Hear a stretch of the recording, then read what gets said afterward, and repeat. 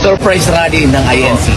6:45 kaya din ako narito para makita na lahat tayo ay pwedeng magsama-sama dito ngayong araw.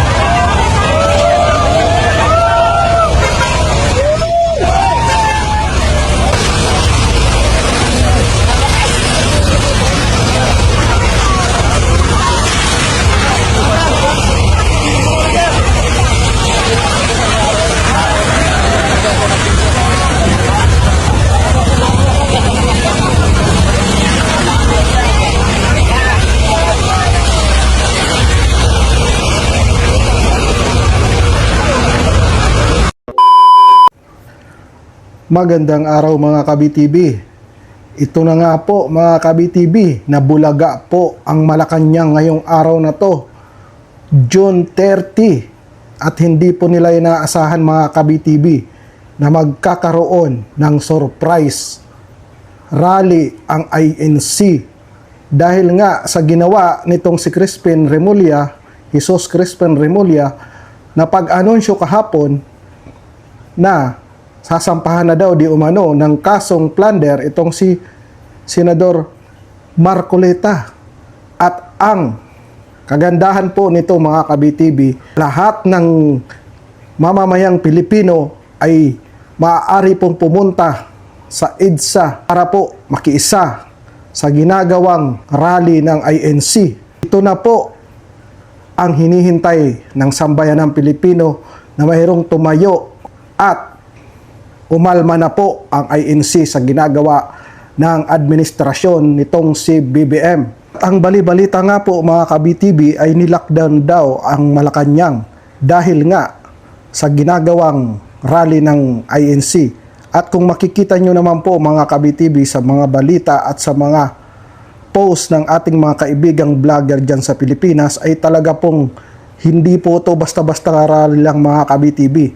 Sana po ay tumuloy-tuloy na to at sana naman mayroon pang konting konsensya itong pamilya Marcos na bumaba na sila sa pwesto nila dahil sa ginagawa nilang pahirap sa sambayanang Pilipino.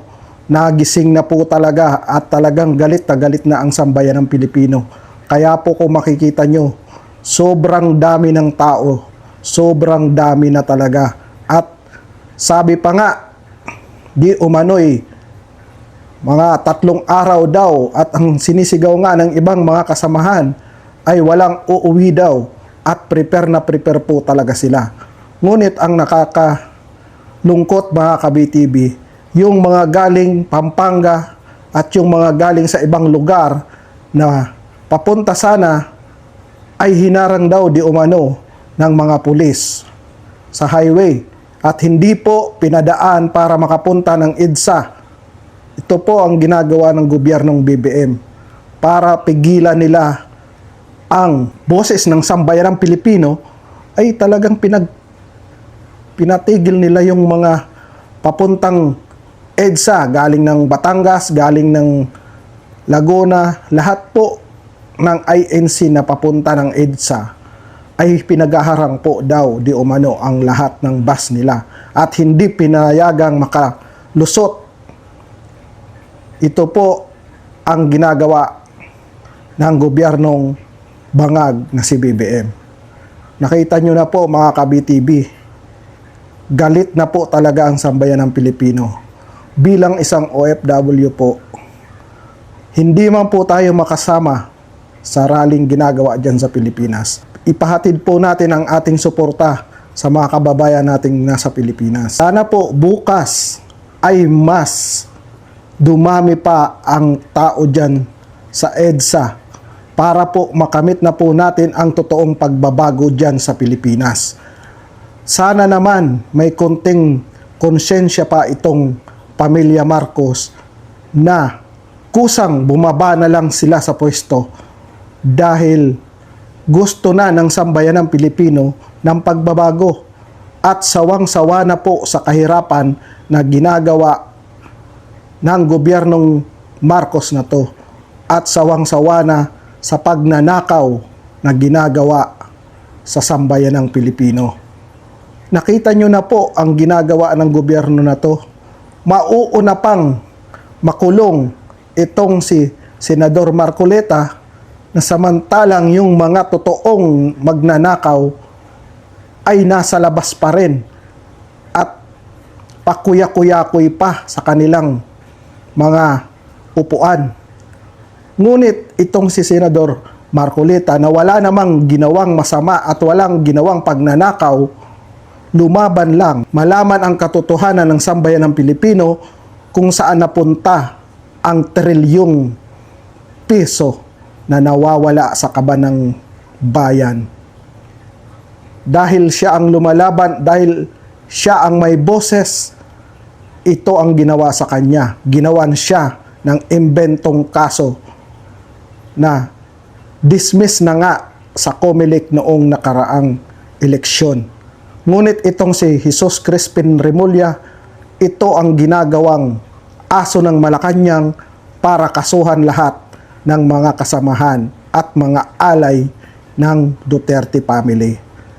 Kaya po, ngayong araw na to ay lumabas na ang INC at talagang marami na pong galit na Pilipino. Kaya sana naman po bukas ay madagdagan pa para makuha na po ng sambayanang Pilipino ang inaasam na totoong bagong Pilipinas. Hanggang dito na lang po mga ka-BTV. Ingat po kayo lahat dyan, lalong-lalo na po ang mga kababayan nating nasa EDSA ngayon na nakikipaglaban sa katotohanan at lalong-lalo na po sa pamunuan ng Iglesia ni Cristo. Maraming salamat po sa inyo. God bless us all po. Always remember po, God is good all the time. BTV React is now signing off. Bye-bye.